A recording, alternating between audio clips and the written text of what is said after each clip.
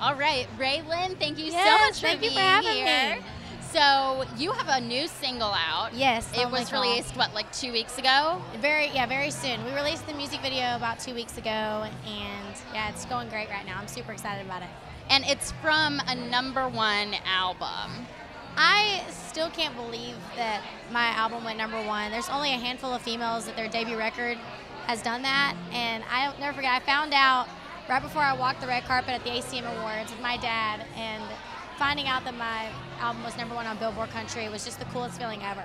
You know? So what did you do when you walked the carpet? I was just beaming. You know, I wasn't even nominated that night. I was like, it doesn't matter. Like, I have a #1 record. Like, that's such an accolade to say, and to be able to tell people that.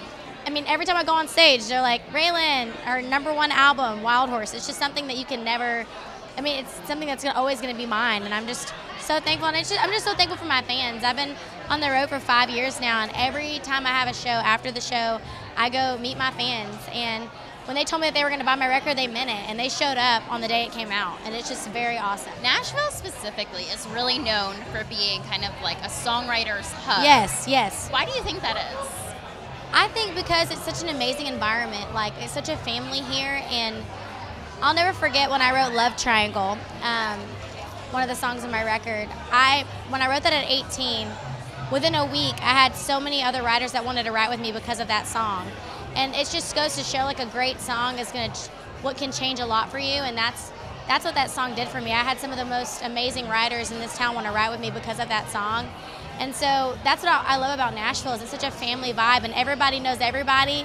And when they find out there's a new artist that's great, like, everybody's going to support them. Like, they don't just support artists that have made it. Like, they want to support new artists, and I think that's so special. What is the one best piece of advice that Blake Shelton has given you?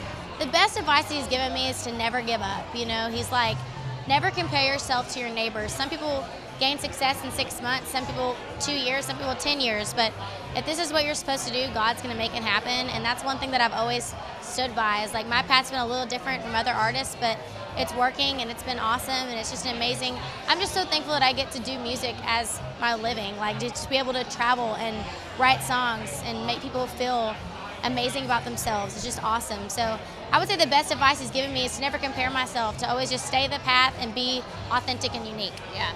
Well, Raelynn, thank you so much. Thank you for having me. Here. Of course.